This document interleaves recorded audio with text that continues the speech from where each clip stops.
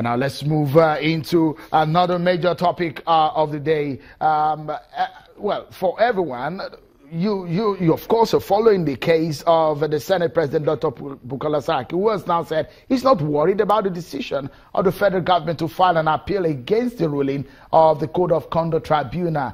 Dr. Saraki, in a press statement, says he's confident that the verdict at the appellate court will not be different from that of the CCT, as the facts of the case remain the same and the grounds on which the CCT based its decision remain unassailable.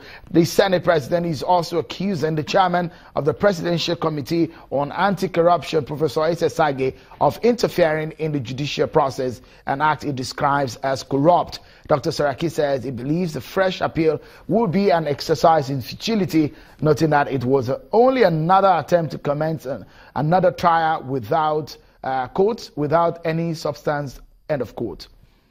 Let's get my guest who are in Abuja to weigh in on this one.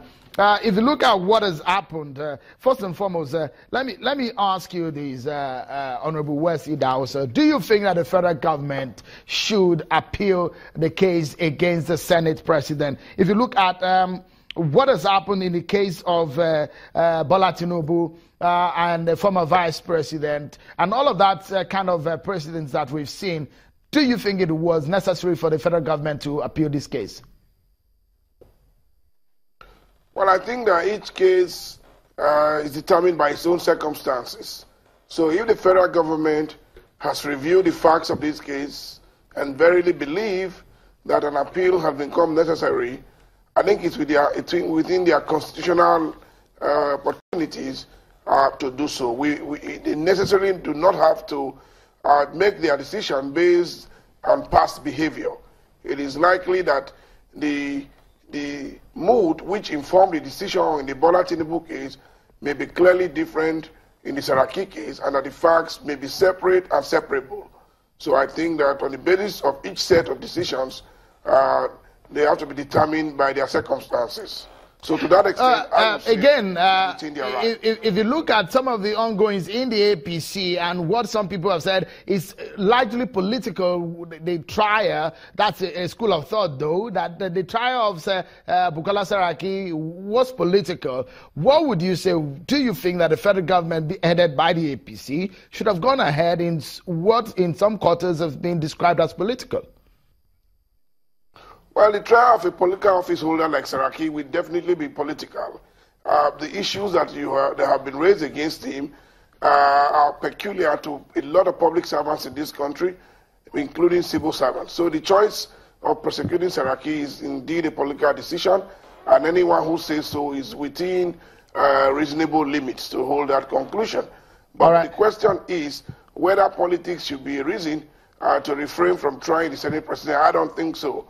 If the federal government thinks that he has breached the laws of Nigeria, I think it's within their right to try him. But the good news is that there is a valid order of the court now discharging him, and no case of being upheld. All right. In the eyes of the law, let me quickly, because of our time, let me allow Mr. Daniel Bukola to weigh in on this. If you look at the judgment of the CCT throwing that case out and saying it lacks merit, and that the prosecuting panel has no grounds, concrete evidence to on the defendant. But as it stands now, with what we have seen, does it not water down? If you look at what Mr. Obla has said in some of the grounds, the 11 grounds now that the Senate President will be in the appeal, what do you make of the Office of Attorney General and the prosecuting panel or the prosecuting team?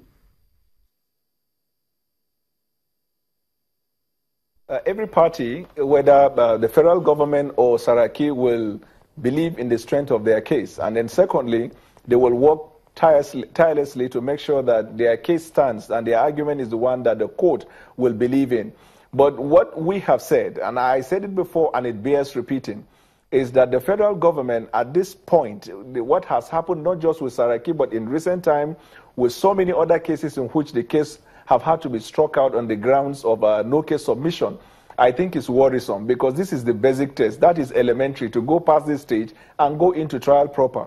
where a tribunal or a court will find the testimony of the prosecution witness as manifestly unreliable, it would not be nice for the tribunal to continue to go with the trial. Now, and then another thing that is very important is that the confusion surrounding what we see coming from the part of the federal government is because of the interference, for example, by the Presidential Advisory Committee on the responsibility of the Attorney General. If you ask me, I do not in the first place see the basis for the existence or operation of the Presidential Advisory Committee. They exist as an advisory committee. Mr. Bukola, let me ask for your concluding thoughts. Let me ask for your concluding thoughts on this matter. Senator Saraki has challenged the police to investigate the alleged bribe of $2 million to CCT judge to get judgment.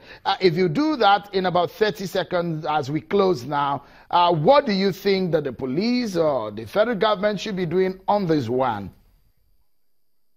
The federal government should not take it lightly, not just with Saraki, but on any case that allegation like that comes up. And one of the problems that we find is that anytime allegation comes, sometimes can even go viral on the social media. It is not acted upon until there is a political intention or interest in it. Now, this allegation should be investigated. I hold your opinion strongly. And the security agencies of the government are not lacking. They have the facilities, they have the access to some of these facilities in getting this information to know whether this is true or not. But if the federal government, because the federal government is in court, decides not to investigate, then if at the end of the day it is true indeed that there was a bribery in this case, then the worst injustice is that which is obtained by fraud. Mr. Daniel Bukola, a legal practitioner based in Abuja, the nation's capital, and Honorable West Idahosa, a former member of the House of Representatives. Wonderful gentleman. Many thanks for your legal thoughts there. And that's our show for tonight. Many thanks for being part of it. I'm Sean Kimali on behalf of the team. Bye for now.